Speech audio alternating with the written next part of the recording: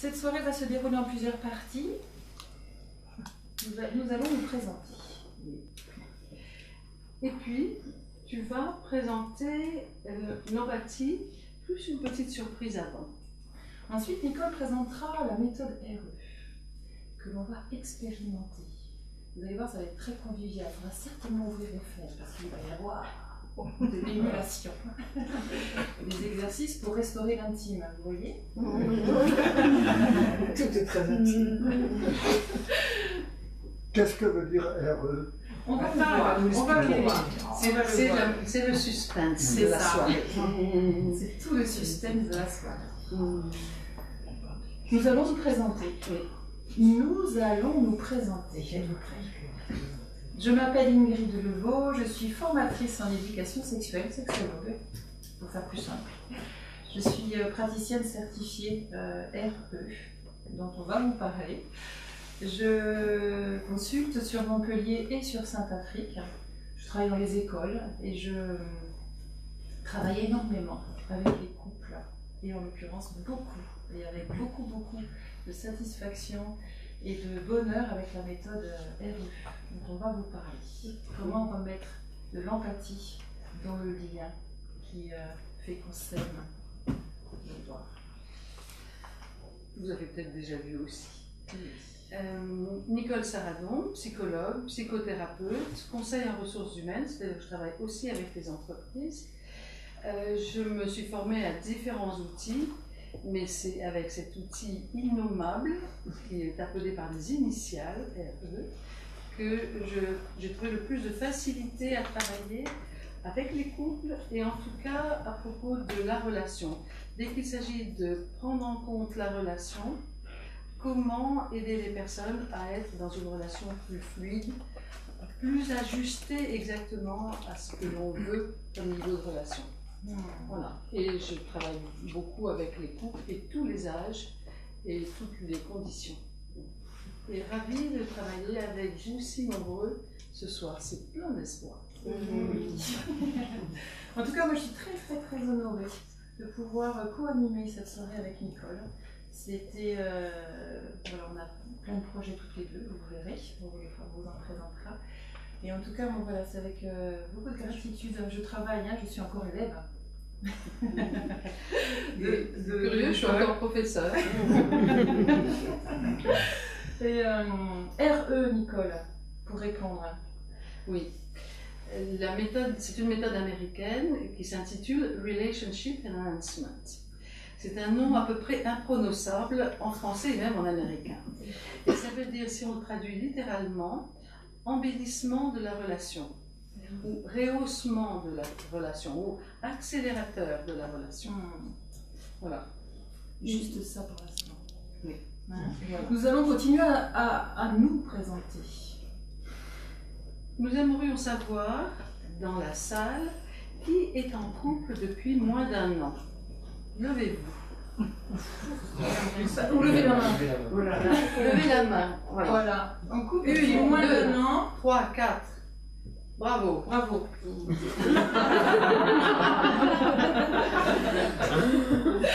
Qui est en couple entre 1 an et 6 ans d'existence?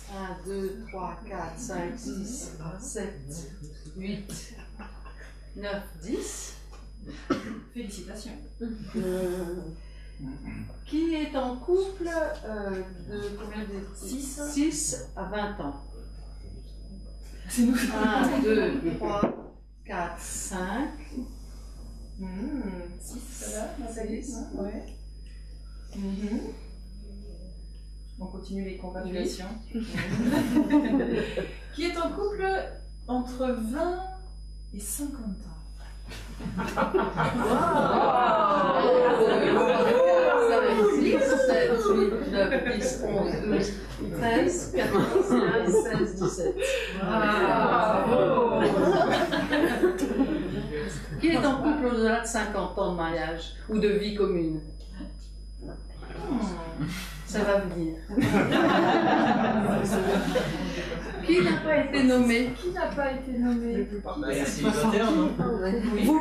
Alors, levez la main. C'est pas nommé. Célibataire. Célibataire. Oui. Parfait. Vous avez bien raison d'être là, il vaut mieux prévoir. Oui. Alors nous allons nous plonger dans le monde de l'empathie. C'est tout un monde, l'empathie. J'y suis immergée depuis maintenant quelques années. Et ça reste encore quelque chose à toujours aller approfondir, cette notion d'empathie. On va essayer d'explorer aujourd'hui comment est-ce que dans la relation de couple, cette dimension de l'empathie, et pourquoi ça ne marche pas là? Il ne peut pas brancher le... Il est allumé, il y a la petite lumière. Voilà. Vous n'avez rien dit. Mais on l'entendait pas, mais il est devenu silencieux le truc. Ça chauffe. Ça y est, ça marche. Est-ce qu'il faut éteindre? Non. Ça marche, mais sur toi. Attendez, ça chauffe. L'empathie dans la relation de couple. Ça va, Nicole, pour toi? Est-ce que c'est assez net? Voilà. C'est pour que tout le monde puisse bien voir.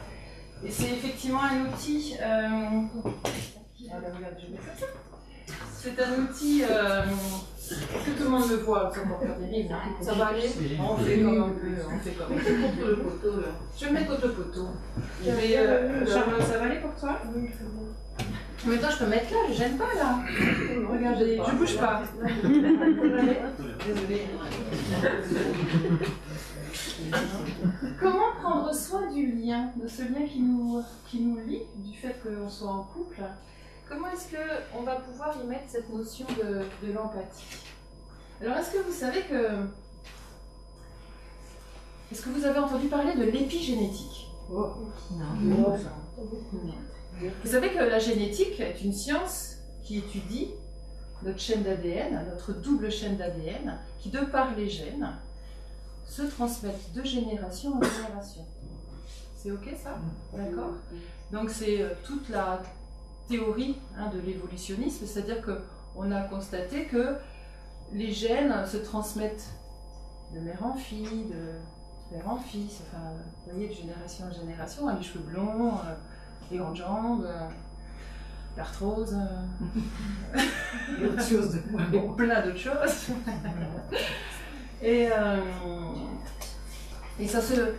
Et l'ADN va se transmuter tout doucement et se modifie tout doucement de génération en génération. Et vous savez que les chercheurs ont identifié que ce qui se transmet de génération en génération représente 15% de la chaîne d'ADN. Jusqu'à présent, les chercheurs disaient que les 85% restants de la double chaîne d'ADN étaient de l'ADN poubelle. 85%, rendez-vous compte. Là-dessus, depuis 5 ans, de nouvelles études. Oui, mais vous pouvez dire que c'est complet. De nouvelles études sur l'épigénétique, donc c'est un secteur de la génétique qui se développe. Les épigénéticiens sont des chercheurs qui observent l'influence de notre environnement sur notre comportement, sur notre santé, sur notre bien-être. L'épigénétique, c'est la science de la chaîne d'ADN, c'est constitué aussi de chaînes d'ARN monobrins, beaucoup plus dispatchées et diffusées dans le corps, plus libres, plus mobiles et qui s'adaptent à l'environnement. Alors, vous voyez que vivre dans un environnement relationnel apaisé et constructif contribue efficacement à notre bien-être. Parce que, regardez, vous voyez, ça c'est la chaîne d'ADN, c'est l'épigénétique, qui fait que elle nous apprend que notre environnement, notre mode de vie, notre alimentation, notre mode relationnel, la manière dont on vit le stress, comment on vit en harmonie ou en disharmonie avec son environnement, avec l'autre, dans son couple, dans ses relations parentales, dans ses relations professionnelles, comment ça va avoir une influence sur notre état de bien-être. Et les épigénéticiens ont découvert que les 85% restants, ça c'est énorme, varient en fonction de ce que l'on mange, de si on fait de l'exercice, si on s'oxygène ou pas, de si on sait gérer ou non notre stress, de si on a du plaisir dans ce que l'on fait. Quand on a du plaisir, on sécrète certains types d'hormones, en l'occurrence l'ocytocine. L'ocytocine va aller combattre l'adrénaline. Ça fait des régulations dans le corps, moins d'acidification, moins de cristallisation dans le corps et un meilleur état de santé. Et si on est dans un réseau social, familial, j'ai pas mis conjugal, mais c'est de fait, qui fonctionne bien. Alors c'est pour ça que la relation, la qualité du lien va vraiment être un élément indissociable de notre bien-être. Faisons en sorte que ce lien se passe le mieux possible. Par contre, la relation de couple, vous avez vu, hein, on se débrouille bon an mal an, et de plus en plus on est à l'affût de techniques de communication pour être sûr d'arriver à vivre en plus grande compréhension les uns les autres, pour pouvoir être bien écoutés, pouvoir mieux s'exprimer, essayer de comprendre, mais quand même, on est tellement différents les hommes et les femmes quand on est dans des couples hétérosexuels, mais quand c'est aussi dans des couples homosexuels, c'est exactement les mêmes problématiques. Il n'en reste pas moins que ce sont deux individus.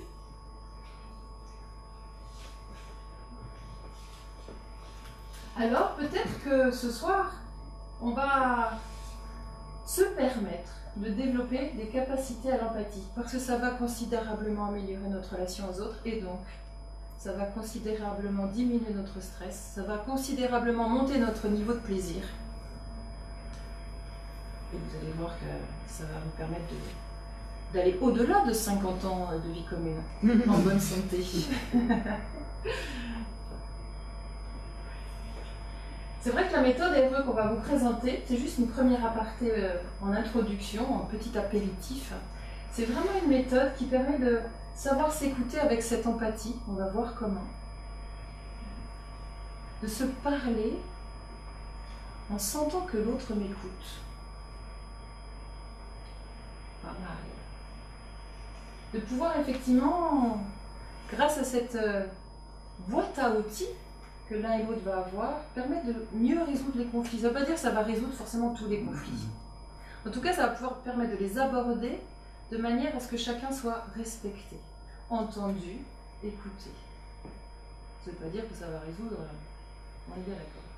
On n'est pas là pour vous vendre la méthode miracle. Mais pas moi quand même. Et c'est vrai que c'est aussi, cette méthode permet de prendre en compte les attentes, les perceptions de chacun pour une meilleure capacité à trouver ce qu'on appelle une co-création par une méthode de communication. Qu'est-ce que l'empathie? Parce qu'il y en a qui savent ce que ça peut être l'empathie. Comme ça, là, en brainstorming, en échange entre nous. Qu'est-ce que ça peut être l'empathie? Quelle définition vous pourriez en donner? Quel mot, quel synonyme? Bienveillance. Bienveillance. Je note un peu. Hein. Sympathie. Bienveillance, sympathie. Compréhension. Oui. Écoute. Écoute, oui. Compréhension. Se mettre à la place de l'autre. Écoute. Attention. Se mettre à la place de l'autre. Entrer dans l'âme de celui qui parle.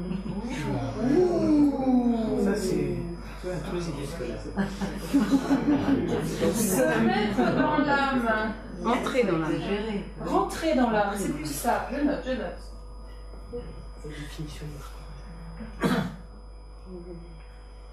Rentrer dans l'âme de l'autre.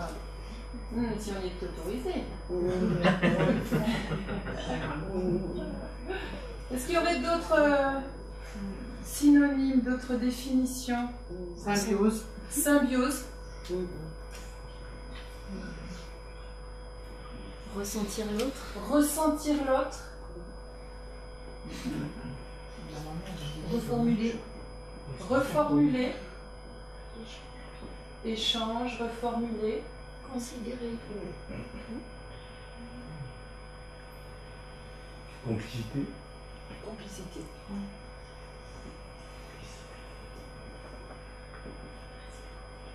J'en ai bien là. Une dame a dit quelque chose. Considérer. Considérer, merci. Ressentir, Olivier, oui. Compassion. Compassion.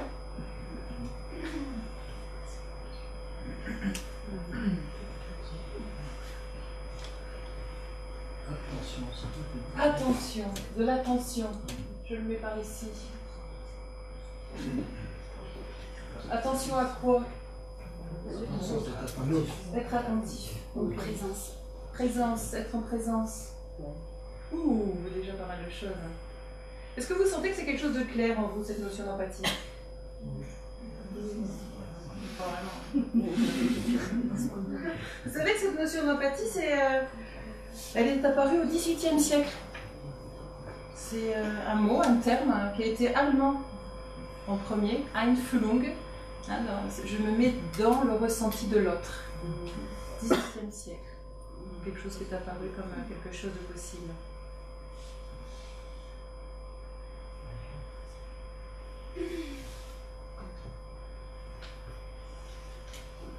Est-ce que vous seriez d'accord avec ce qui vient d'être énoncé? En même temps, il y a déjà beaucoup de choses. Donc on va retrouver la compréhension des sentiments et des émotions d'un autre individu. Est-ce que ça correspond déjà à ce que vous pensiez? De comprendre? Pas facile, question de comprendre. Se mettre à la place de l'autre. Ça, c'est OK pour tout le monde. La capacité de saisir de l'intérieur. C'est plus subtil. Empathie, ça vient de empathos, c'est un mot grec. C'est dedans. Et pathos, c'est... alors, à l'origine, c'est pas forcément pathos, pathologie. C'est plutôt quelque chose où je suis en soutien avec l'autre. Capacité de saisir de l'intérieur pour désigner une entente instinctive et viscérale. Est-ce que vous voyez que petit à petit, l'empathie, c'est quelque chose qui va être un peu intuitif, quelque chose de... Ça vient un peu des tripes. On est dans quelque chose... Vous savez que les bébés sont doués d'empathie dès 10 mois, même peut-être avant. La notion d'empathie, c'est une notion, c'est une capacité qu'on a tous depuis la naissance. Cette capacité, à partir du moment où l'enfant va s'ouvrir sur l'extérieur, va être en possibilité de pouvoir appréhender ce que l'autre a besoin. Il y a plein d'études qui ont été faites sur les enfants et les bébés, quand ils sont assis, qui commencent à manger à la cuillère, et c'est vrai que vers 1 an, on peut l'observer 1 an et demi, quand ils commencent à...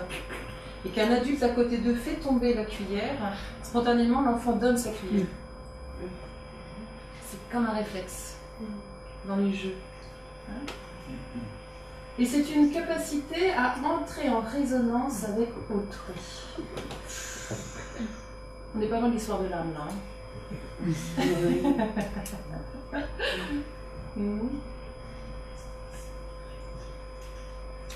Est-ce que ça c'est de l'empathie, Nicole?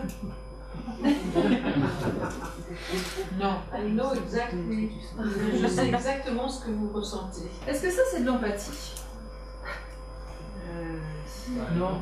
Il faudrait que l'autre ait parlé avant. La sympathie. C'est pas un choc quand quelqu'un vous dit « je sais exactement ce que vous voulez dire ». Est-ce que vous vous sentez entendu? Non. Est-ce que là on est dans l'empathie? Effectivement on vit la même chose dans le corps, c'est la même situation similaire, peut-être on ressent la même chose mais en même temps, peut-être pas. Donc là on n'est pas dans une situation d'empathie, c'est bien d'accord?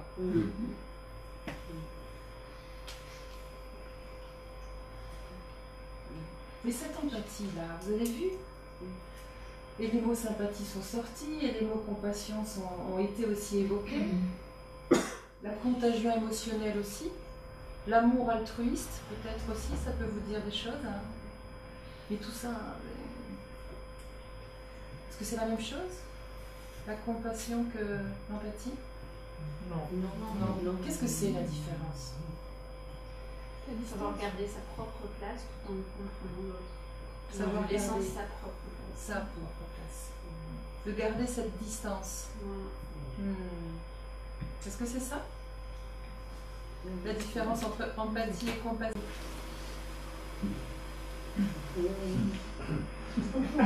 Et si tu dis c'est ce qu'on devrait peut-être.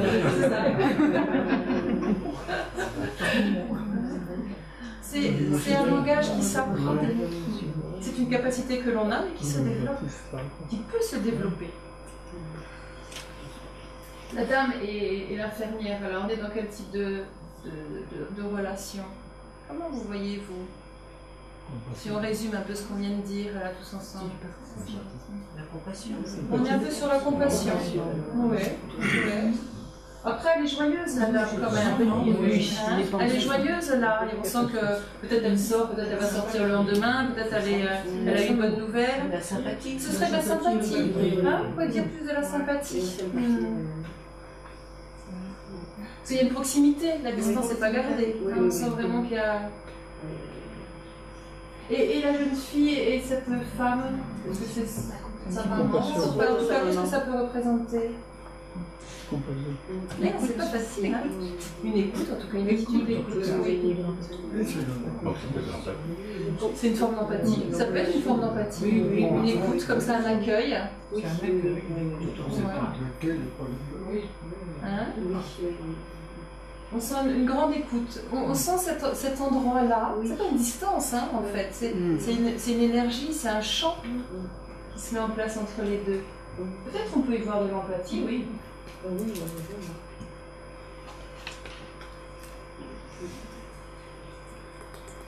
Pour approfondir, l'empathie repose sur une capacité de se représenter, d'essayer de se mettre à la place dans le monde de l'autre, avec tout ce qu'on peut, d'ouverture instinctive, intuitive, réceptrice peut-être voire subtile, énergétique, je ne sais pas. Hein, mais de pouvoir rentrer dans l'état mental et émotionnel de l'autre. D'accord? Indépendamment de tout là où ça me touche, où ça me perturbe, où j'aurais envie de dire mon avis, d'aider, de dire mais non, mais secoue-toi.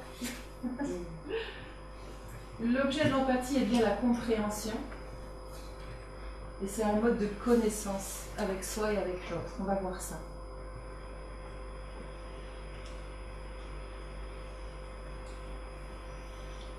L'empathie, comme vous venez de mieux l'appréhender, c'est donc une pratique. C'est donc quelque chose qui peut être développé par de l'entraînement. Et la méthode RE est vraiment basée sur une méthode d'entraînement à développer des capacités, avec une méthodologie accessible à tous, adaptable à tout type de relation, à tout niveau social de la personne, tout niveau intellectuel, vous allez voir. C'est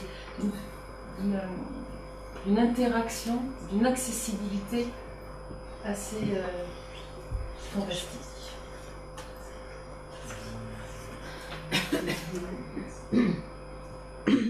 Peut-être celle-là, je l'ai dit, c'est là, non, on va passer à RE. C'était juste, elle est quand même intéressante celle-là. Elle comporte 3 dimensions, cette empathie. On va voir que cet endroit-là, cette capacité que j'ai là à être face à l'autre, et que l'autre peut avoir aussi face à moi, me permet de ressentir ce que l'autre éprouve.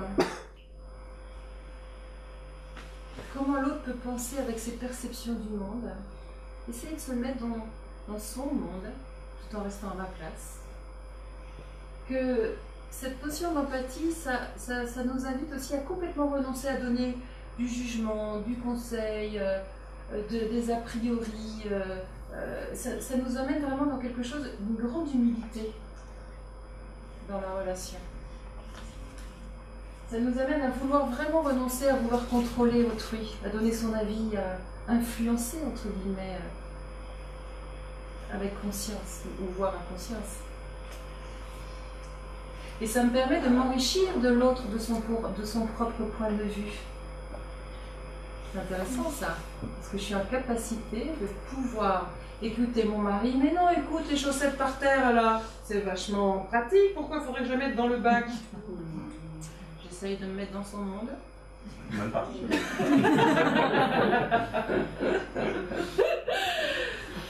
J'essaie de voir. C'est ça, hein? Et l'empathie, cet endroit-là qu'on va vous inviter à vivre avec RE, c'est un endroit qui a été difficile pour moi. C'est d'accepter que l'autre aussi puisse rentrer vraiment dans mon intime. C'est aussi d'être dans cette capacité à se faire pénétrer par l'autre. puisque l'autre va aussi aller dans mon propre monde. Ces 3 dimensions sont très importantes. On évolue de manière tout à fait évolutive dans ces dimensions-là. Un livre absolument magnifique sur complètement actuel, hein, sur vraiment les dernières recherches, le dernier travail d'observation sociologique sur l'empathie. C'est ce livre-là de Serge Tisserand qui est sorti l'année dernière ou il y a 2 ans. Je vous invite à le lire parce qu'il permet vraiment de nous interroger sur les interactions d'aujourd'hui.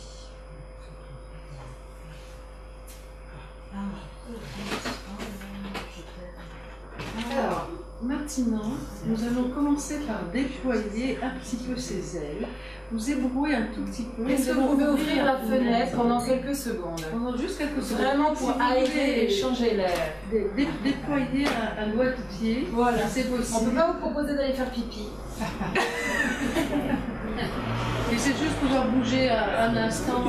Vous avez été attentif et voilà, immobile, et je voudrais que vous puissiez un petit peu vous étirer avant que... Et ouvrez bien la fenêtre quelques minutes. Peut-être ouvrez le rideau pour ouvrir la fenêtre après. Voilà, super. Organisez-vous. Oui, je pense que voilà. Merci, efficace. Est-ce que vous pouvez ouvrir pendant quelques minutes? On va changer d'air et faire sortir le gaz carbonique. Le gaz carbonique arrive jusqu'à vous là ou dans la rue, ça va. Et est-ce qu'on a besoin encore de... Alors parce que vous, souvent, on va être plusieurs minutes. Je peux...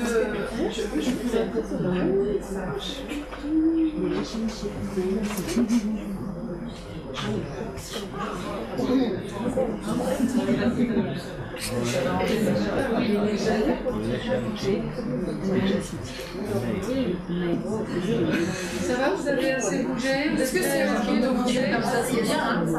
Ça arrive là,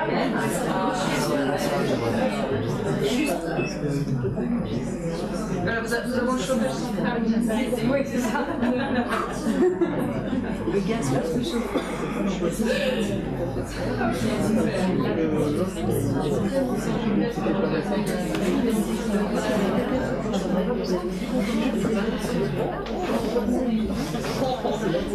Alors, je voudrais commencer par vous faire part d'une étude scientifique qui a été faite aux États-Unis sur l'état des couples.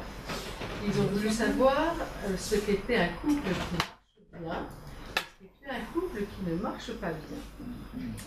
Voilà. Et ils ont fait des études sur un nombre important de couples, et ils ont mesuré des tas de choses, et ils sont arrivés à la conclusion suivante. Une première conclusion est que pour un couple qui ne marche pas bien, tout là, il y a 11 problèmes insolubles et non résolus et non résolvables. Et pour les couples, en moyenne, c'est statistique bien évidemment, et pour les couples qui marchent bien, ils ont découvert qu'il y avait en moyenne 11 problèmes non résolus et un non résolu de la même manière. Et la différence, c'était la façon de traiter ces problèmes et de se parler dans ces conditions. Et donc, il y a tous les espoirs pour pouvoir former un couple heureux, si on en a encore envie.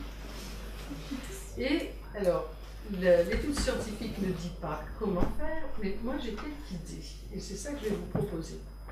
C'est cette méthode Relationship Enhancement qui a été étudiée à très grande échelle, aussi dans son efficacité.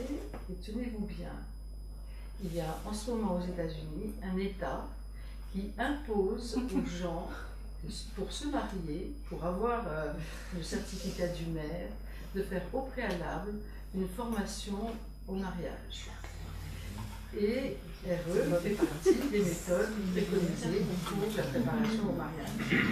Et RE fait partie des 4 méthodes sur vingtaine qui sont proposées au couple, qui fait partie des meilleures méthodes, qui ont le plus d'efficacité. Donc tous les espoirs sont permis. Je suis fan, bien que je sois divorcée, bien avant que je connaisse la méthode. Voilà, même les divorcés ont droit d'en profiter. Même les célibataires ont droit de profiter de cette façon d'être en relation, qui permet d'avoir en tout cas des relations ouvertes, confiantes, qui ne veut pas dire mièvre. Et je vous donne mon autorisation suprême pour ne pas utiliser RE, même si vous savez RE, et ne pas l'utiliser quand vous n'en avez pas envie. C'est inacceptable d'être contraint parce que l'on sait comment faire bien, d'être obligé de faire bien. Je vous donne le droit de dire merde quand vous en avez envie et quand c'est ça que vous sentez. Et donc ne vous en privez pas. Ne vous étonnez pas ensuite. L'autorisation ne garantit pas l'adhésion de votre interlocuteur. Et par contre, ce qui est précieux pour moi, c'est de rester dans l'authenticité. Et en tout cas, de ne pas chercher à faire semblant. De ne pas essayer, bon, alors je vais être gentil, alors je vais l'écouter. L'attitude d'écoute, c'est quand même une décision intérieure. J'ai envie de l'écouter, j'ai envie, mais je ne sais pas comment faire, ou j'arrive pas. Et là, nous allons avoir des outils, nous allons nous entraîner à ces outils, sur comment faire. Mais en premier, rappelez-vous que l'intention vous reste quand même, et que ça n'est pas en essayant de faire semblant que ça marche. Enfin, de temps en temps, ça dépanne, mais pas longtemps. Oui, je sens qu'il y en a certains qui ont l'habitude et qui connaissent bien le petit truc, mais il y en a nombreux connaissent ça aussi. Les facsimilés ont aussi leur place. Alors, dans cette méthode, dans cette approche-là, ce qui est envisagé, c'est nous avons des capacités à avoir des bonnes relations. Nous avons l'expérience de bonnes relations, sinon nous ne serions pas là, pas en bonne santé. Ingrid l'a dit tout à l'heure. Et si vous êtes là en bonne santé et que vous avancez, c'est que vous savez déjà avoir des bonnes relations. Vous savez écouter l'autre pleinement. Vous savez dire les choses de manière à ce que l'autre puisse vous entendre sans l'agresser. Vous savez prendre le temps d'écouter l'autre quand il vous parle et ne lui répondre que quand il a fini de vous parler. Vous savez aussi chercher des solutions aux problèmes qui conviennent à tous les deux. Vous savez le faire, et vous savez le faire quand tout va bien.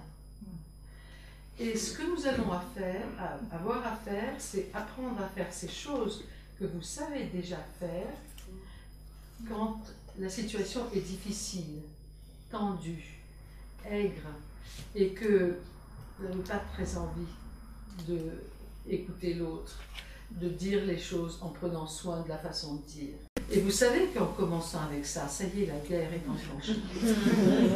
Vous savez. Et simplement, c'est quoi dire à la place de « avec toi, c'est toujours la même chose ». Et ça, c'est ce que l'on apprend à développer comme capacité quand on travaille avec RE. Aujourd'hui, vous n'en aurez qu'un petit bout. Qu'un petit bout juste pour vous donner envie d'aller plus loin. Mais quand même, un petit bout conséquent qui va pouvoir vous servir, que vous pourrez emmener à la maison. Et nous allons nous entraîner déjà là maintenant. Vous êtes prêts? Un premier exercice. Alors cet exercice, je vais le faire en démonstration. Je voudrais 2 personnes qui seront prêtes à faire la démonstration. Je vais expliquer d'abord ce dont il s'agit pour que vous ne vous lanciez pas au hasard. Vous puissiez choisir le moment où vous voulez venir. Nous le ferons ici en démonstration et ensuite nous prendrons un temps pour que dans la salle vous puissiez le faire avec quelqu'un à côté de vous qui est prêt à le faire. Vous pourrez le faire, vous devrez le faire par 2. Vous n'êtes pas obligé de le faire. Certaines personnes peuvent choisir d'être observateurs et c'est tout à fait autorisé. Je vous encourage quand même à l'expérimenter et l'expérimentation durera une dizaine de minutes. Voilà. Mais d'abord, nous allons expérimenter très concrètement l'attitude d'empathie, l'écoute empathique. Cette écoute dont nous aurons besoin ensuite pour réutiliser dans le couple. Alors, l'écoute empathique, c'est une attitude d'écoute, c'est-à-dire que je ne vais pas pianoter ou penser à la recette de cuisine que je ferai la prochaine fois que je vais mes amis, pendant que l'autre me parle, c'est être tout entière attentive à l'autre, et une fois que l'autre a fini de me dire, je vais redire, réexprimer ce que la personne a dit pour vérifier que j'ai exactement compris ce que c'était pour l'autre. Je peux avoir les meilleures intentions du monde. Et moi-même, en tant que psychologue vraiment bien formé par la faculté, ça m'arrive de mal entendre. Non pas par mauvaise volonté, mais parce que j'ai des oreilles orientées. Et ma foi, voilà. Simplement, si je vérifie si c'est exactement ça, je vais pouvoir avoir confirmation et non pas partir sur l'idée que j'ai compris, effectivement. Donc, j'écoute d'abord, ensuite je vais redire, et en l'occurrence, dans cet exercice-ci, je vais redire comme si j'étais la personne. C'est-à-dire que je vais dire « je » quand la personne a dit « je ». Et la troisième étape, c'est je vérifierai si c'est exactement ça, et je demanderai à la personne si c'est ça. Bien sûr, la personne qui m'a parlé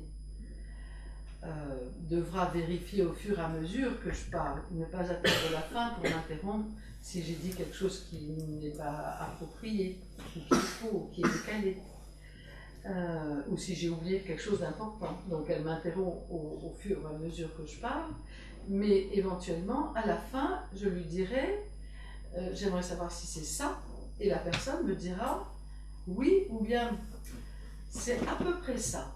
Non, on ne se contente pas de ces... Nous disons non, dis pas trop. Ah. Non, dis pas trop. Bon. Non, dis pas trop. Et ensuite... Oh. Et ensuite, donc, la personne va vous confirmer ou va m'aider à savoir si c'est exact, à savoir jusqu'à ce que j'arrive à dire exactement, à exprimer exactement l'empathie de ce que la personne a exprimé. Je voudrais donc 2 personnes qui vont venir chacune raconter une petite histoire. Je vais préciser ce que c'est.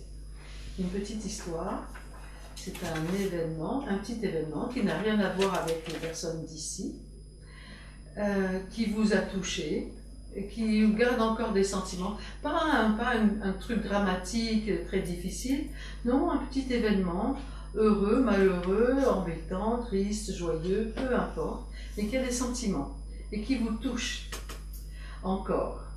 La personne va me le raconter, je vais l'écouter. Et oui, ce récit doit durer moins de 5 minutes, 4-5 phrases.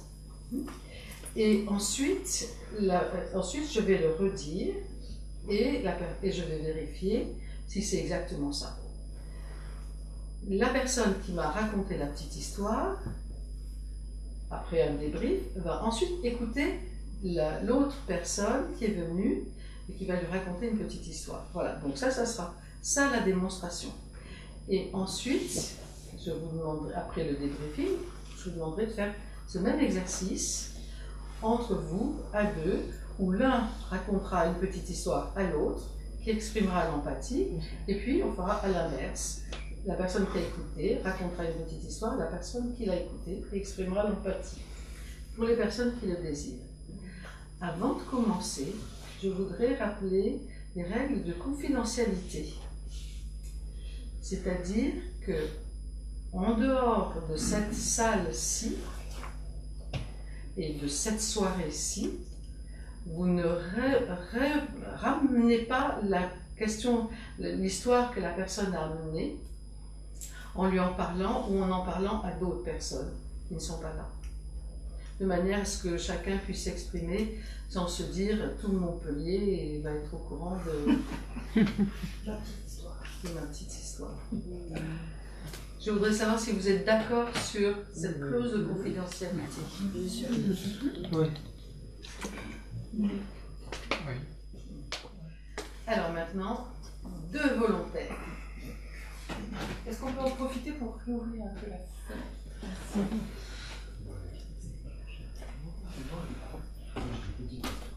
Oui, super. Oui. J'ai une question. J'enregistre. Est-ce que c'est OK pour cette phase-là que j'enregistre à des fins personnelles? Voilà, c'est à des fins personnelles et de même pour Oui, toi. oui. Et ce que je propose, c'est Non, je coupe. Hein. ce que je propose, c'est que vous disiez si vous êtes d'accord pour enregistrer, et après la petite histoire, après l'exercice, vous direz si vous êtes toujours d'accord, et sinon après l'exercice, vous pourrez reprendre la parole et dire non, je ne veux pas qu'on garde. Et dans ce cas-là, on efface la partie. Et dans ce cas-là, on efface la partie. D'accord. Une personne, je voudrais tout de suite une deuxième. Qu'elle se chauffe. Oui? Pas obligé. Une personne peut tester ce que c'est que cette écoute avec empathie. Ben, ça va. Est-ce qu'il reste debout pour nous masser? Ben, ça serait pas mal qu'on soit assis quand même. Mais, non, mais ce qui est embêtant, c'est que de assis, les gens ne voient pas. On va rester debout. Ça Ça fait du bien. Ça fait du bien. Ça, je mets à ta place. Alors, venez tous les deux par ici. Alors, je suis désolée de vous tourner le dos. Voilà, on va faire comme ça. Tu vas me raconter une petite histoire, cette petite histoire, et moi je vais l'écouter. D'accord? L'assistance, vous n'intervenez pas, vous ne faites pas de bruit, et vous ne commentez pas. J'étais dans le tramway il y a 2 jours. Je rentrais du boulot. Et dans le tramway, je vois une maman qui rentre avec un papa et puis 2 enfants. Et puis, juste avant que les portes se ferment, la maman s'en va avec un des enfants. Et puis, donc, une petite fille qui reste avec son papa, du coup. La petite fille reste avec son papa. Et elle hurle. Et puis, le papa, je le voyais, il ne savait pas trop quoi faire. Il restait les yeux comme ça. Puis, à un moment, nos regards se croisent. Et j'ai senti beaucoup de détresse chez lui. Il ne savait pas trop comment faire. Et moi, je ne savais pas trop quoi faire non plus, du coup. Mais c'était quand même à lui de gérer. Et du coup, bon, j'ai juste essayé d'envoyer toute ma sympathie à ce moment-là. Pour lui donner du courage. Et puis voilà, bon, il a réussi à récupérer sa fille à la calme. Alors, je vais le raconter comme si j'étais toi. Je vais dire je. Et tu m'arrêtes dès que c'est pas exactement ça. D'accord? Voilà, il y a 2 jours à peu près, j'allais prendre le métro, je rentre dans le tramway. Vous voyez déjà. Je rentre dans le tramway et à ce moment-là, il y a une femme, 2 enfants et son mari qui rentrent dans le tram. Et puis, à un moment donné, la femme descend avec un enfant et il y en a un autre qui reste avec le papa. Et à ce moment-là, cet enfant se met à hurler. Et le papa, il était là, il était paniqué, il ne savait pas quoi faire. Et moi, je le voyais, il était là, et vraiment, il était en difficulté. Et moi, j'étais là, plein de sympathie pour lui, mais je ne savais pas quoi faire. Et je l'ai regardé, et je lui ai envoyé mon regard et toute mon attention. Et puis, petit à petit, il a commencé à faire des choses qui a fait que sa petite fille s'est calmée, et voilà, c'est après dans le... C'est ça? Oui, c'est ça. Est-ce qu'il manque quelque chose? Je je crois pas. Après, c'est peut-être quelque chose que j'ai pas dit. Oui.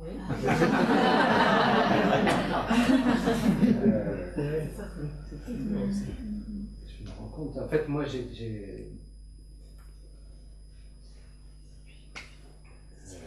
ressentais, moi je pensais que j'aurais pas fait comme lui il faisait, en fait, sur le moment qu'il fallait qu'il écoute, voilà, la petite, elle était en panique de voir sa mère partir, et puis lui, il l'a attrapé, il l'a posé sur le siège, donc voilà, c'était pas évident pour lui de gérer cette situation-là. Voilà, et je me suis dit que moi j'avais d'autres outils, que j'aurais pu l'aider là-dessus, mais je ne savais pas comment faire.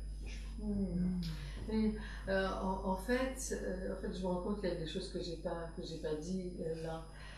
C'est que le papa, il s'y prenait d'une façon qui me correspondait pas. Quoi. Il prenait sa fille, il l'a posée sur un siège, il a bougé. Et moi, c'est pas comme ça que j'aurais fait. C'est pas comme ça. J'aurais pris d'autres manières, mais enfin, je ne voyais pas comment je pouvais lui dire. Ben oui.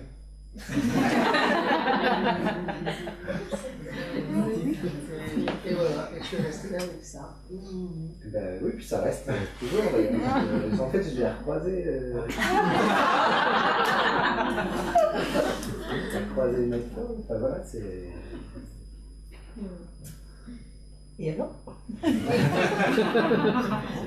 Ok, on va rester là sur la petite histoire. Mais en tout cas, ça reste encore. C'est une petite histoire qui reste encore là. Ouais. C'était comment pour toi de m'entendre redire comme si j'étais toi? Oh, ça ne m'a pas dérangé. Au contraire, c'est-à-dire au contraire, parce que je me suis entendu quelque part dire ce que j'ai raconté. Pas tout à fait avec les mêmes mots, pas loin. Et puis ça m'a permis de rajouter aussi, d'être plus en confiance aussi, de rajouter ce que j'avais pas dit, parce que je n'aurais pas dit, dès le début j'avais fait ça consciemment, je savais que j'avais envie de dire ça, après, bon. Et ça, c'est une chose qui me touche, en effet. L'empathie, ça fait un peu comme si ça faisait baisser le niveau d'eau. Vous savez, les icebergs, là, il y a des bouts qui ne sont pas visibles, et puis il y a aussi l'eau qui baisse, et donc on voit ce qu'il y a en dessous.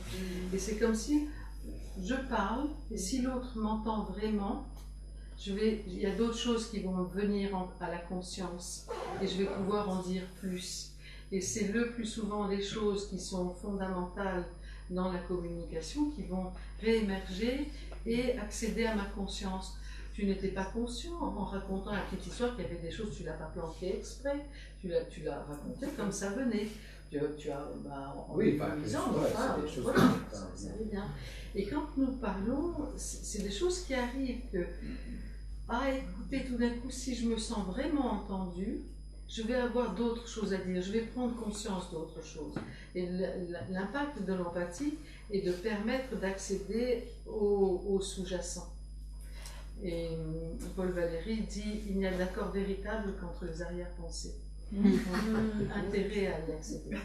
Alors maintenant, c'est toi qui vas faire l'exercice. Il faut vraiment parler de résonance. Là. Enfin, moi, j'ai ressenti la résonance. Oui. Ouais. Oui, toi, tu as ressenti la résonance. La résonance.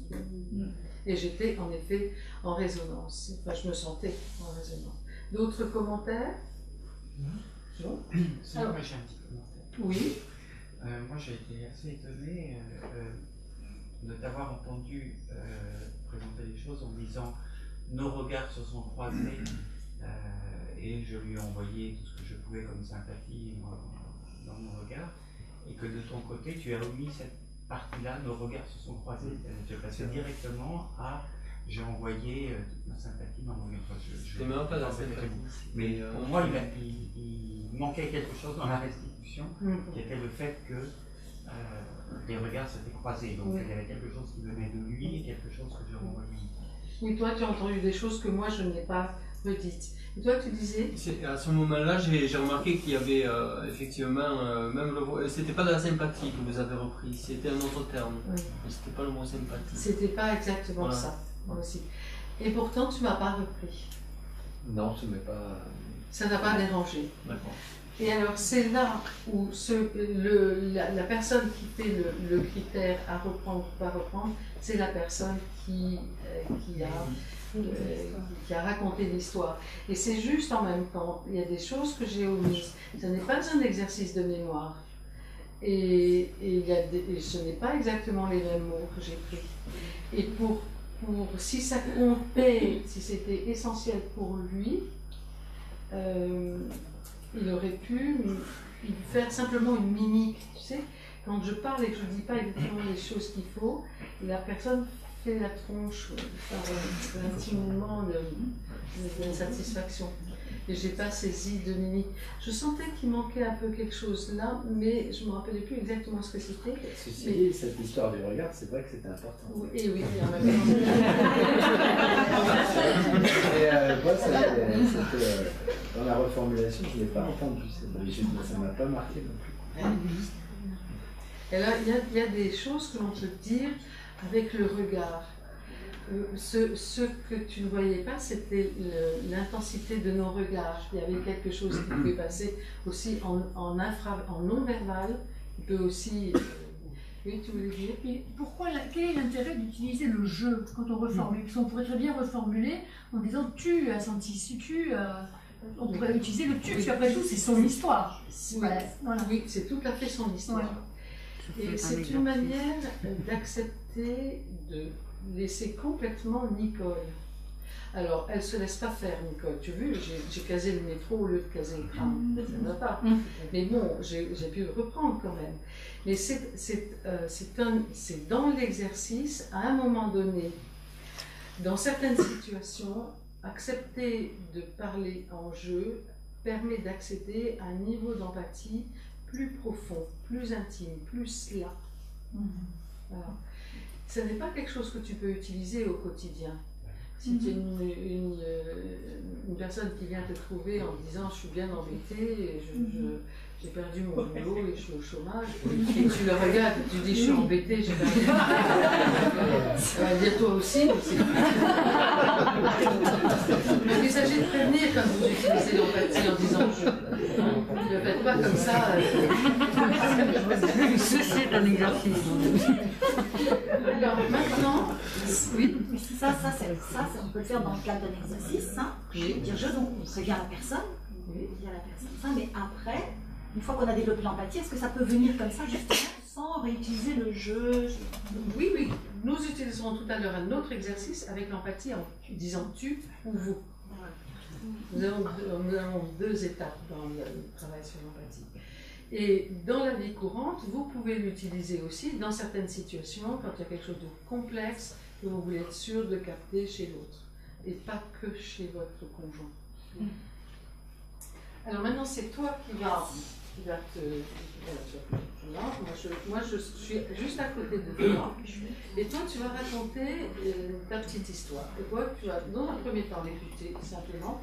Rappelle-toi que ce n'est pas un exercice de mémoire, tu n'as pas cherché à t'en rappeler, c'est très invalidant de chercher à s'en rappeler. Écoute et prends la histoire très sympa. Du coup, je me suis fait inspecter il n'y a pas longtemps. Et du coup, je l'ai su au dernier moment. Je l'ai su 3 jours avant l'inspection. J'aurais dû le savoir une semaine avant, mais la directrice n'était pas là. Donc elle n'a pas pu me faire suivre les mails. Voilà. Donc j'ai eu un petit pressentiment le dimanche soir. Je me suis dit, ah, j'ai passé un bon week-end. Je sens qu'il va y avoir quelque chose qui va me retomber sur le coin du nez, du genre une petite inspection. Et j'arrive lundi à l'école et je reçois le mail et je me dis je vais être inspectée jeudi prochain. Voilà. Donc du coup je me suis dit bon allez, c'est le moment de discuter avec les collègues. Je leur ai envoyé un mail le soir et je leur ai dit coucou, je suis un peu stressée, je vais me faire inspecter jeudi et j'aimerais bien que vous m'envoyiez vos bonnes ondes, vos conseils. Et du coup, il y en a une qui m'a répondu tout de suite et qui m'a dit t'inquiète pas, c'est l'auto-persuasion qui va fonctionner, tu es une bonne fonctionnaire de l'État, tu es une super prof, et de toute façon, si t'embêtes, nous, on ira l'embêter aussi, inspecteur. Donc voilà. Et en fait, ils m'ont répondu après une collègue qui est restée le soir.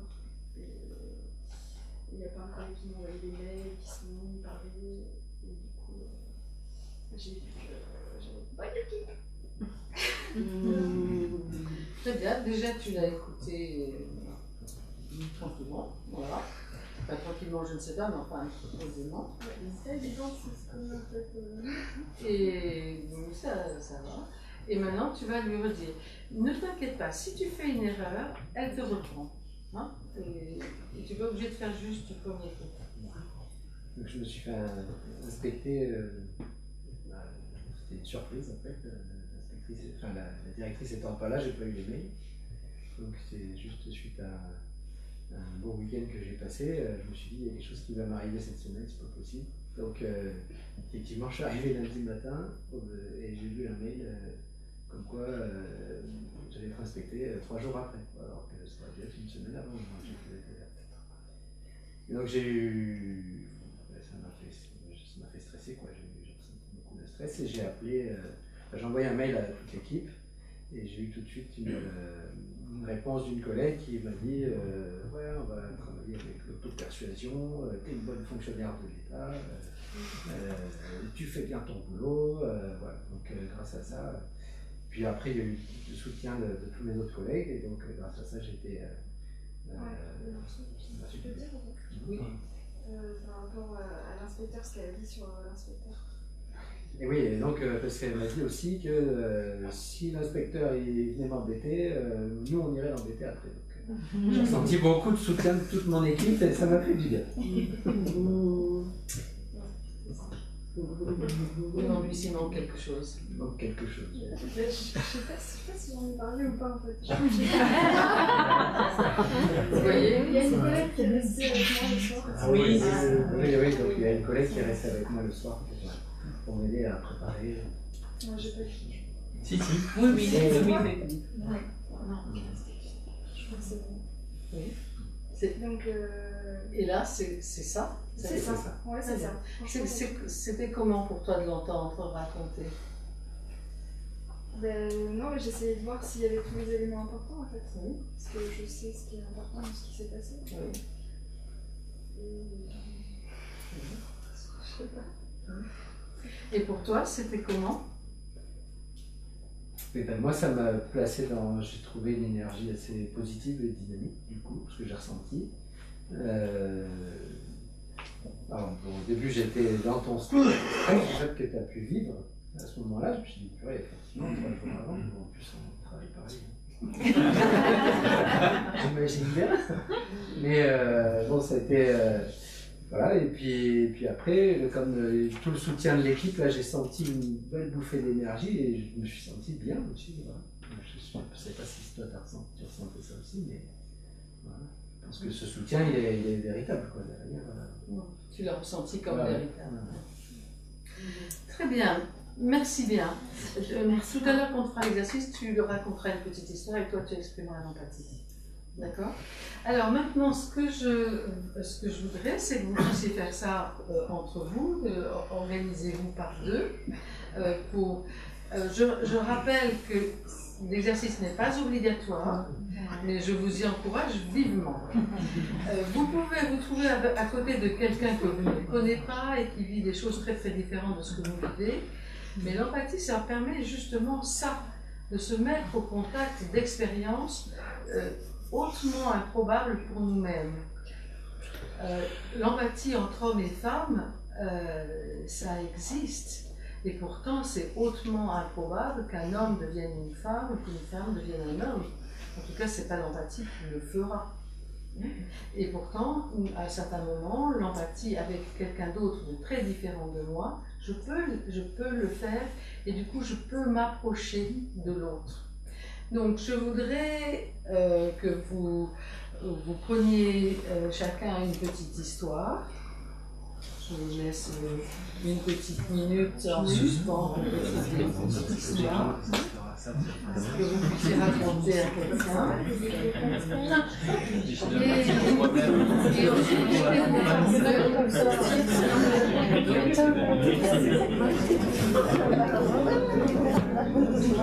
est-ce qu'on peut ouvrir la fenêtre? Tiens, qui dit: Au Grand Manitou, donne-moi de ne pas critiquer mon voisin avant d'avoir marché un mile dans ses mocassins. Alors cette empathie en jeu, avant d'avoir marché un mile dans ses mocassins, comment je me mets à la place de l'autre avant de dire quoi que ce soit? Et c'est effectivement cette invitation-là, cette empathie en jeu. C'est comment est-ce que je suis. Vous avez vu cette posture d'écoute que ça invite à avoir en soi? Cette capacité, cette posture de présence à soi et à l'autre. Et puis, comment est-ce que je peux dire et comment je me sens entendue? Et que des fois, dans les couples, on a besoin de trouver, retrouver, alimenter en tout cas cette qualité-là. Ça peut être un petit panneau que vous pouvez faire chez vous et de temps en temps, vous faites empathie en jeu. Ça peut être des petits exercices. Et oui, ça nécessite à être pratiqué. Je voulais dire bon appétit. Je voulais dire bon appétit. Et ça veut dire, tiens, si on faisait l'empathie en jeu, vous savez, dans la voiture, vous savez, dans des moments comme ça où on pourrait avoir du temps pour pratiquer l'écoute avec l'empathie. C'est dangereux pour conduire. Hein.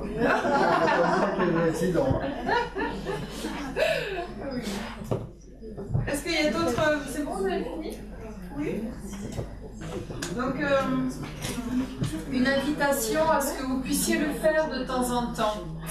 Et peut-être aussi quand la personne en face de vous vous dit quelque chose, attends, je t'écoute, et okay, est-ce que tu es d'accord pour que je fasse l'empathie en jeu pour être sûr que je t'ai bien entendu? Peut-être ça aussi. Oui. Hein? Je sais qu'il y en a qui pratiquent ici. Alors, dans la méthode Héros, il y a un deuxième outil, une deuxième capacité à acquérir. En tout cas, à aller expérimenter, explorer. C'est ce qu'on appelle, effectivement, comme disait Nicole tout à l'heure, le tu. L'empathie en tu, en vous. Alors, vous savez qu'il y a des études qui ont été faites sur les couples. Et les couples qui durent, ce sont les couples qui, quand ils ont une altercation désagréable, conflictuelle, vous voyez un peu de quoi je parle? Pas du tout. Pas du tout. On n'entend pas quoi. Les couples qui durent, ce sont les couples qui, quand il y a un échange de cet ordre-là, en face, il y a 5 échanges nourrissants, agréables, doux, tendres. L'empathie en jeu est une méthode qui va vous permettre de pouvoir mettre ça dans votre relation. Mettre du doux, mettre du... Alors, c'est pas du compliment. C'est dire du positif à l'autre. Dire de l'agréable. Dire du nourrissant. C'est pas dire un compliment. Oh, elle est trop belle ta robe. Non, mais ça fait 15 ans que je l'ai là. Donc ça, c'est un message. Non, ça c'est pas celle-là. Je vous rappelle que dire du positif, ça implique qu'on le remarque au préalable. Et c'est savoir porter attention aux choses positives qui est importante aussi. En étant sensible à dire du positif, c'est aussi être sensible à remarquer ce qu'il y a de bien, d'agréable, de confortable, que j'apprécie en tout cas. Oui, et puis effectivement, ça va être quelque chose de contextuel, ça va être quelque chose qui va être précis par rapport à ce que je vois sur le moment.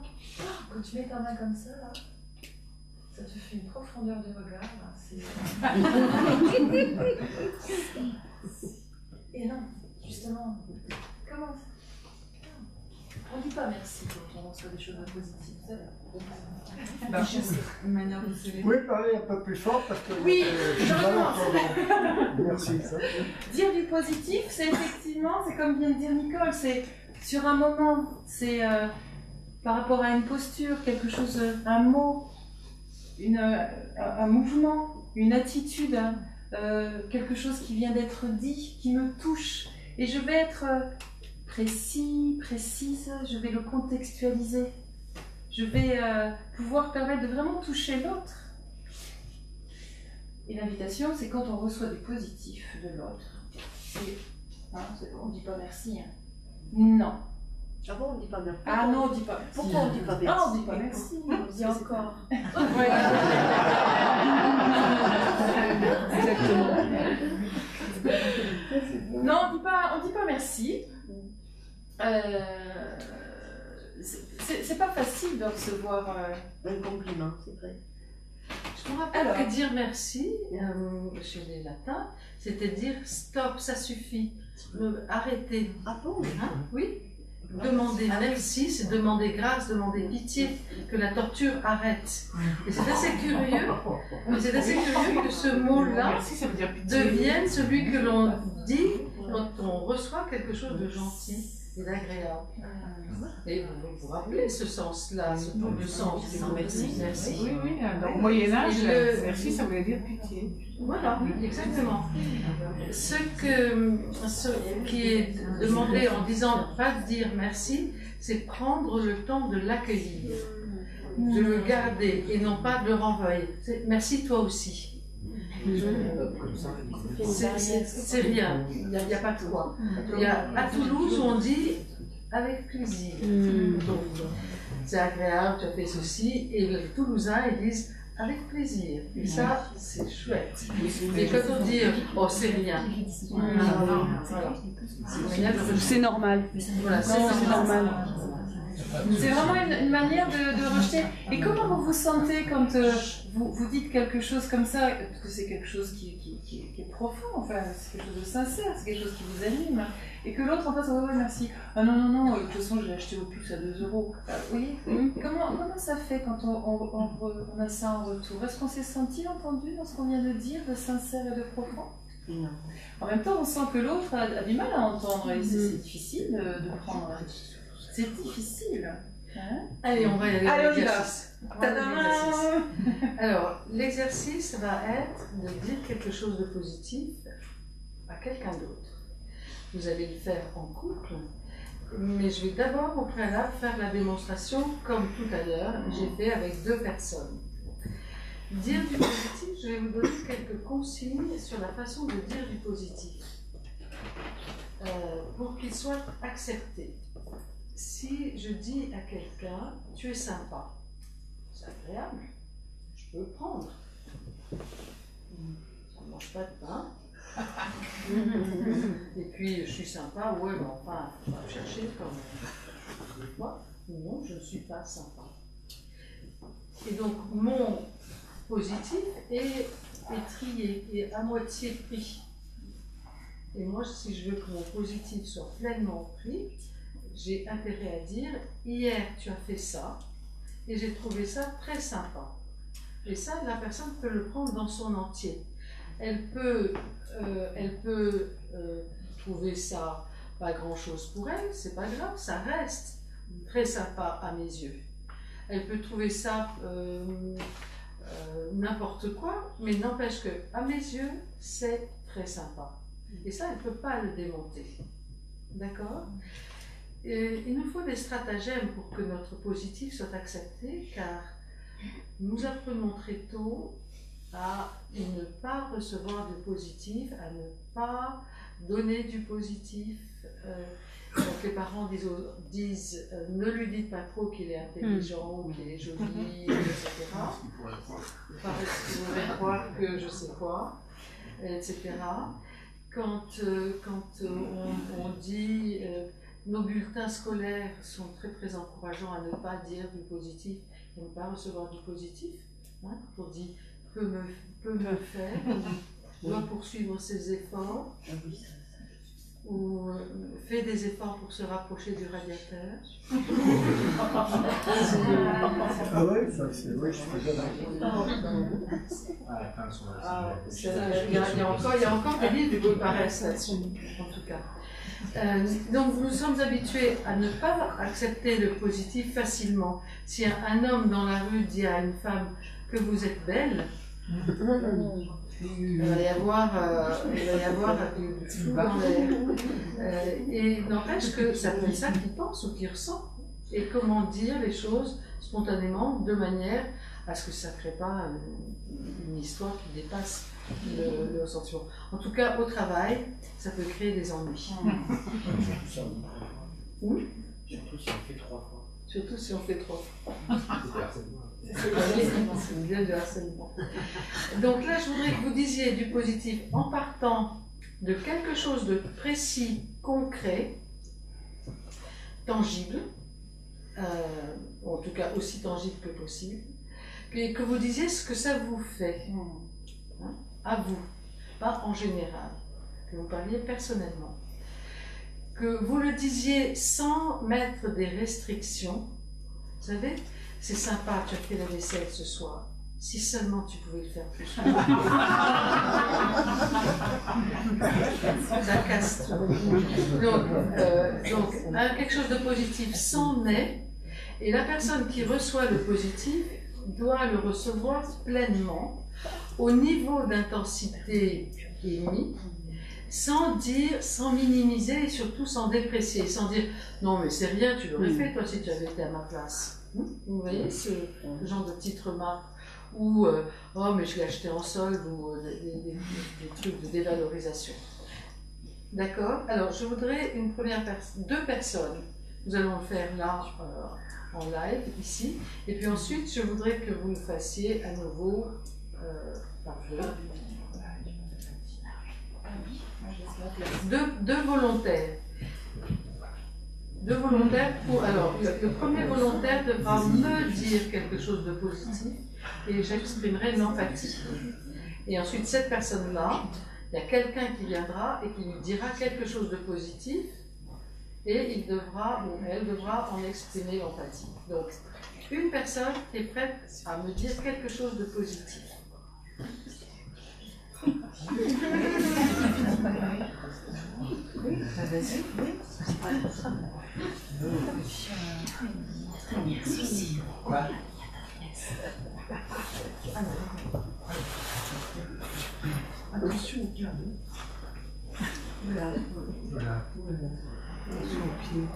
Déjà, merci d'avoir fait l'aventure. Je dois dire, madame, que vous m'inspirez, parce que vous me rappelez une nièce qui est très chère à mon cœur. Et outre cet aveu, je voulais vous féliciter pour votre magnifique collier. Je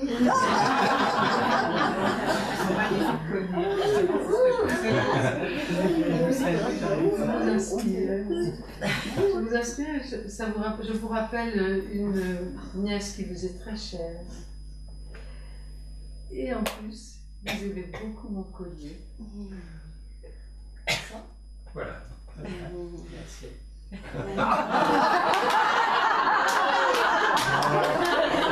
lui qui dit merci. Après dans le panneau.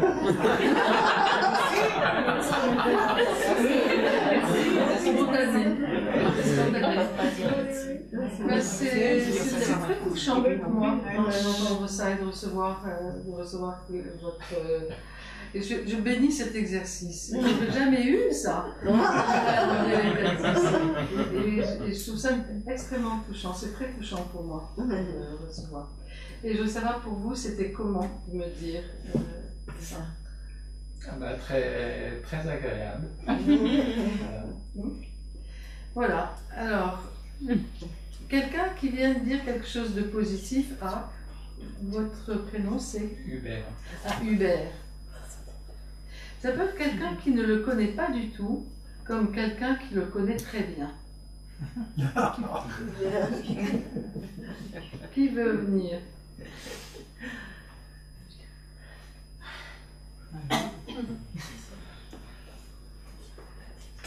Oui? Du fond de la salle.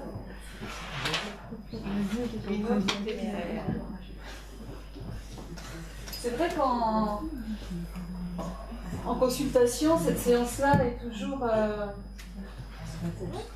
très impliquante pour le thérapeute. Parce qu'on se retrouve en situation où on reçoit.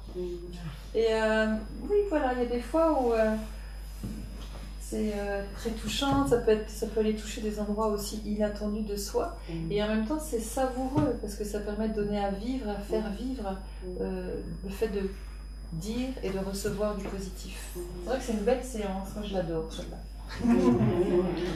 Alors maintenant, c'est vous qui allez dire quelque chose que vous avez apprécié. J'ai apprécié chez vous votre spontanéité, votre ténérité, et cette pétillance que j'ai sentie quand vous avez parlé. Quand j'avais compris. Empathie.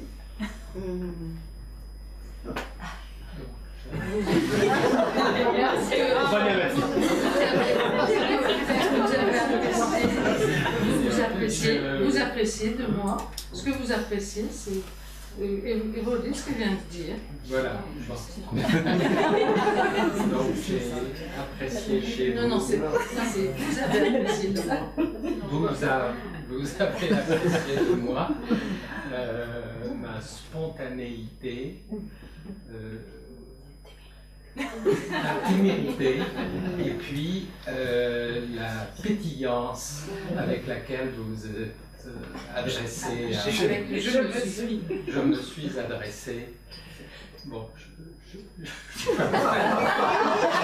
fatigue. On n'a pas le droit. Non. Donc, j'ai apprécié votre... Vous le dites en vous. Au lieu de dire en je. Vous avez apprécié ma spontanéité, ma témérité et la pétillance que j'avais dans le regard.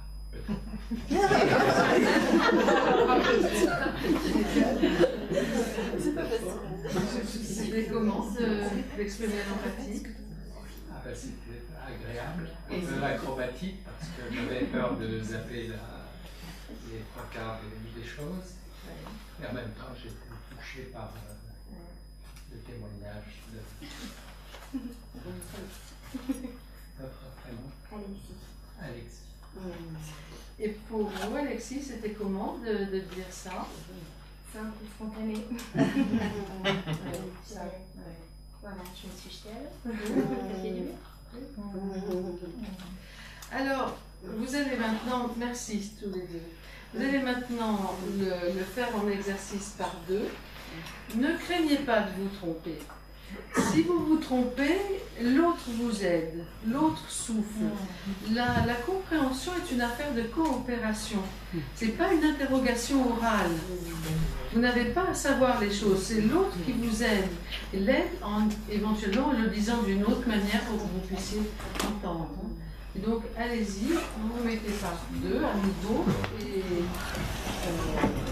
voilà. Si on a question de détecter un quart de poil de froncement de cils ou de sourcils et que nous détectons très très subtilement ce qui est de l'authenticité de l'élan et de la pommade. Nous savons les trois quarts du temps, en tout cas, les 9/10 du temps. Et que c'est vraiment merveilleux de voir notre capacité à détecter le non-verbal. Et c'est en ça que dans ce travail que nous faisons avec les couples, le non-verbal est pris en compte en première place et où nous aidons les personnes à mettre des mots sur les ressentis de manière à lever ce risque d'ambiguïté. Voilà. Parce qu'une manière de, même si c'est dit très sincèrement, j'ai aimé que tu fasses la vaisselle ce soir, le mari pudiquement, j'ai pris spontanément le mari. Bon, pourquoi? Mais quelquefois c'est bon, je continue avec ma version. Le mari veut dire, oui, tu veux que je fasse souvent, hein, et il peut faire ça, non, parce qu'il est tellement touché du compliment, de la façon dont il a reçu le compliment, il fait qu'il va faire une pirouette. Et nous avons une façon de transformer le positif par une pirouette et de le casser, qui est assez subtile. Et par moments, il peut y avoir suffisamment de connivence pour que la pirouette soit intégrée dans le registre connivence. Et puis, il y a des moments où il y a des jours, où il y a des personnes avec qui ça ne marche pas bien.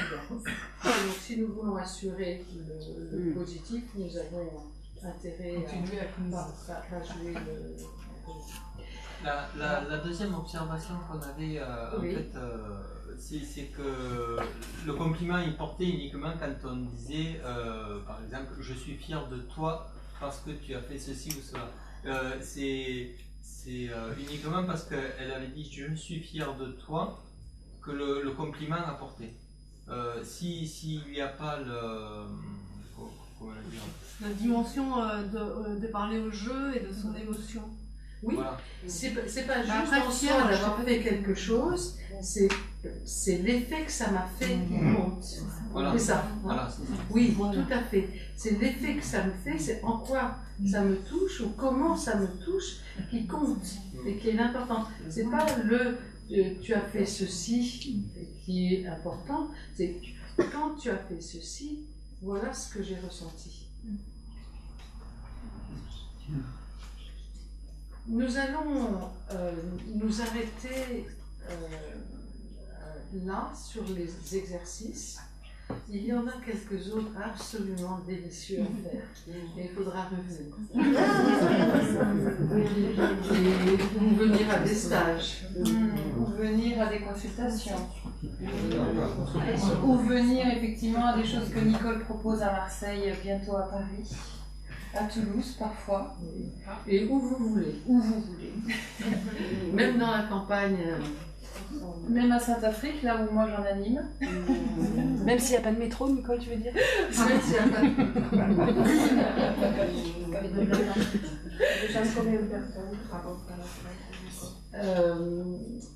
6 à 8 personnes pour faire un stage.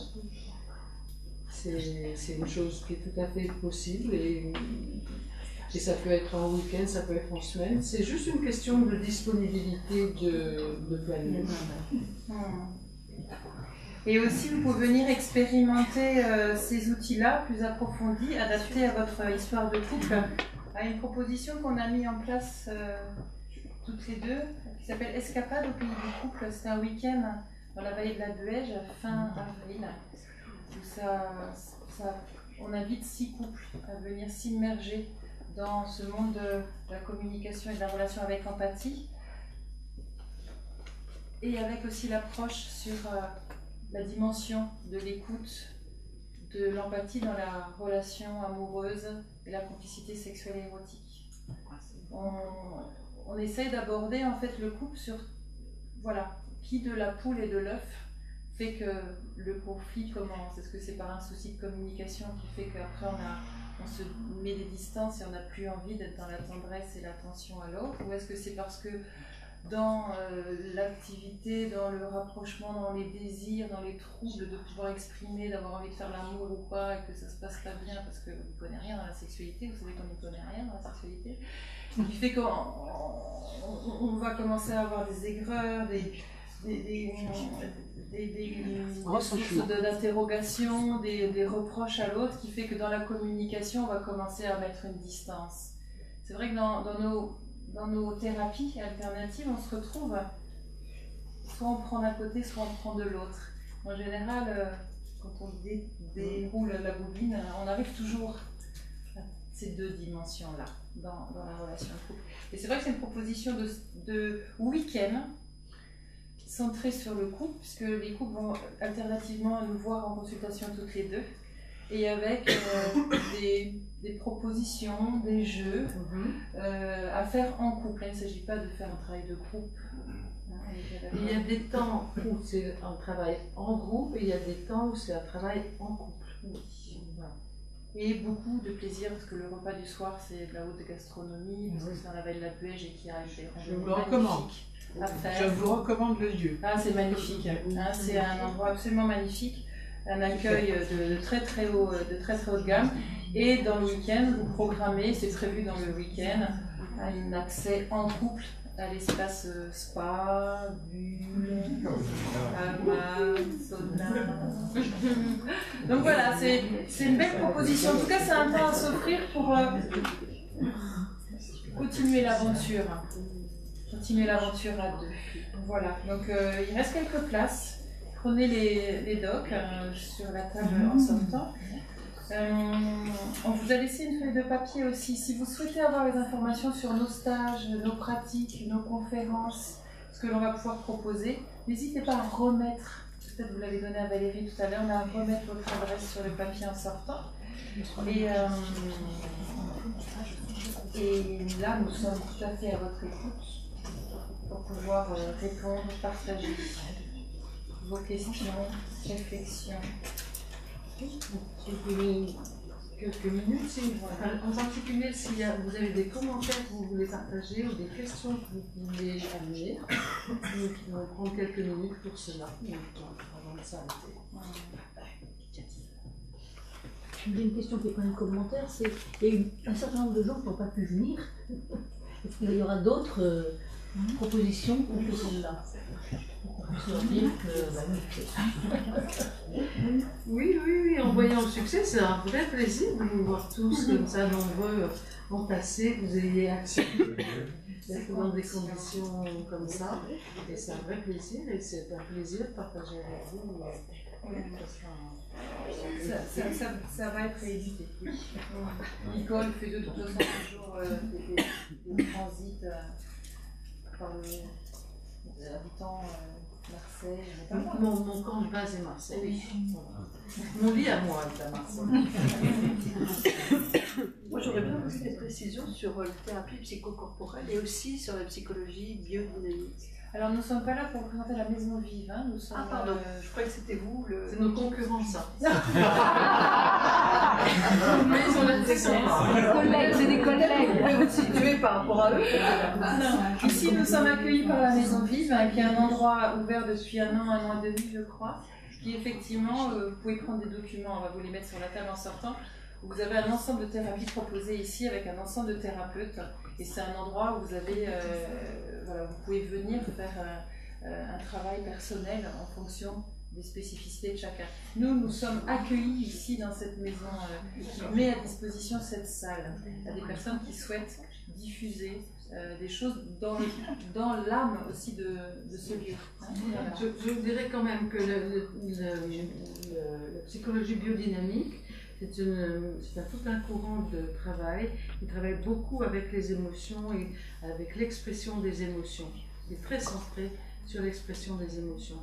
Et le travail psychocorporel, c'est un travail qui parle beaucoup du corps, enfin le plus souvent du corps. On parle de la tête, mais pour arriver au corps, en tout cas, le corps est un élément essentiel dans le travail. Voilà. Mais pour savoir plus comment elle travaille, je crois que c'est intéressant. Et pour rebondir sur ce que vient de dire Nicole, sachez que dans le week-end que l'on propose, on aborde la psychologie biodynamique parce qu'on va travailler sur les émotions et le ressenti, on aborde le psychocorporel parce qu'on va proposer effectivement des explorations sur cet aspect-là au couple dans le week-end. Donc, et bien sûr la méthode RE et mon approche de l'épanouissement sexuel et l'harmonie et la complicité amoureuse dans le couple, parce que c'est mon travail d'accompagner les couples dans cet endroit-là. Voilà, pour repartir avec plein de belles choses dans sa valise. Oui. Est-ce que vous avez des livres à nous conseiller? Des livres Tisseron. Donc il y a le livre sur l'empathie de Serge Tisseron qui est vraiment très actualisé, très complet sur toutes les études faites sur l'empathie. Après, quand Nicole anime des stages, il y a les manuels sur la méthode RE qui sont assez complets aussi sur l'empathie. Les livres sur RE sont en anglais malheureusement pour l'instant. Et bientôt il y en aura en français. C'est vrai que RE est une méthode qui arrive tranquillement, doucement en France, avec son rythme. Comme moi. Comme Nicole. Et on a beaucoup de choses à faire pour diffuser cette approche-là, bien sûr. Ça me rappelle un peu la communication non violente. Oui, il y a plein de choses qui restent vraiment très universelles, comme écouter et dire.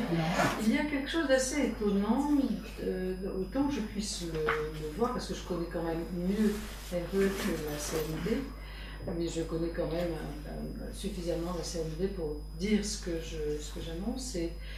La CNV, si on regarde le public de la CNV par rapport au public de RE, dans le public de RE, c'est du tout public. Il y a des informaticiens qui détestent l'introspection et la psychologie. Il y a des... Oui, c'est important de pouvoir s'adresser, y compris à ceux qui n'ont pas la psychologie et l'introspection. Il y a des chauffagistes, il y a des plombiers, il y a des hôtesses de caisse, il y a des chercheurs de CNRS, il y a toute population. Et dans la population de CNV, elle est beaucoup plus à d'un niveau culturel plus élevé. Et mon interprétation ou ma compréhension de la chose, c'est que dans la CNV, il s'agit de comprendre la consigne, de l'interpréter pour agir. Dans RE, ce sont des consignes directes, c'est des consignes style incendie. C'est-à-dire qu'on ne peut pas interpréter, il y a ça à faire. Par exemple, dans les consignes sur comment dire, c'est dire je, au lieu de dire ce que je ne veux pas, dire ce que je veux. Tout à l'heure, j'ai eu un exemple magnifique dans la salle. Comment j'ai dit, je vous ai demandé, est-ce que vous avez bientôt fini? Vous n'avez pas encore tout à fait terminé, c'est ça. Vous n'avez pas encore fini, aucune réponse. Vous êtes prêt à reprendre des réponses. Et donc il y a des consignes extrêmement concrètes, précises, et qui sont des guides. Et le processus que RE met en place, mais là je rentre dans le côté technique du métier, le processus mis en place par RE est extrêmement performant. Il est assez curieux parce qu'il induit des mécanismes de changement de position et qui est très performant. D'ailleurs, il n'y a qu'à voir, les gens qui font de la CNV, ils s'en servent partout dans leur vie courante, mais ce n'est pas une technique pour les couples. Elle n'est pas vendue. On peut s'en servir tout à fait dans les couples, complètement. Mais l'impact, alors que la CNV, ils ont des capacités de publicité, de se montrer, de se déployer. C'est extrêmement connu, la CNV. RE, c'est très peu connu par rapport à la CNV. Il y a 1 sur 100. Une personne qui connaît RE pour 100 personnes qui connaissent CNV, à peu près. Si on regarde le nombre, par exemple, de gens formés à la CNV en France. Et pourtant, parmi toutes ces personnes formées à la CNV, il y a très peu qui utilisent la CNV comme technique de base pour le couple. Ça vient avec, ça vient en complément, c'est une technique de communication très intéressante, mais entre les deux, c'est RE qui est la technique la plus performante pour le travail avec les couples. Et ça, c'est le truc terrain. C'est le résultat du terrain, je peux dire. Alors pour l'instant, c'est mon observation que je donne. Et je voudrais savoir si ça vous convient, ma réponse. Enfin, si ça a du sens pour vous. Oui. La petite estampille qui est à chaque fois qu'il y a marqué RE, le petit rond, ça veut dire que c'est breveté? Oui. Ça veut dire quoi? Ça veut dire registered. Ça veut dire que c'est enregistré comme une technique précise. Précise, et oui. Ça veut dire qu'on ne peut pas l'utiliser. On ne peut pas la copier sans dire que c'est du RE. On peut bien sûr l'utiliser. mais par contre, c'est en disant que c'est RE. D'accord. C'est le modèle déposé. Oui, c'est un genre de... Oui, c'est le nom qu'il a posé. Oui. C'est Carl Rogers. C'est issu de... Alors, cette méthode a été basée sur des théories. Et Rogers fait partie des théories largement sur lesquelles prend appui Ça se recoupe. Eh bien, nous pourrions avoir des questions encore longtemps, mais je vous propose que nous arrêtions là ce soir. Merci. Merci.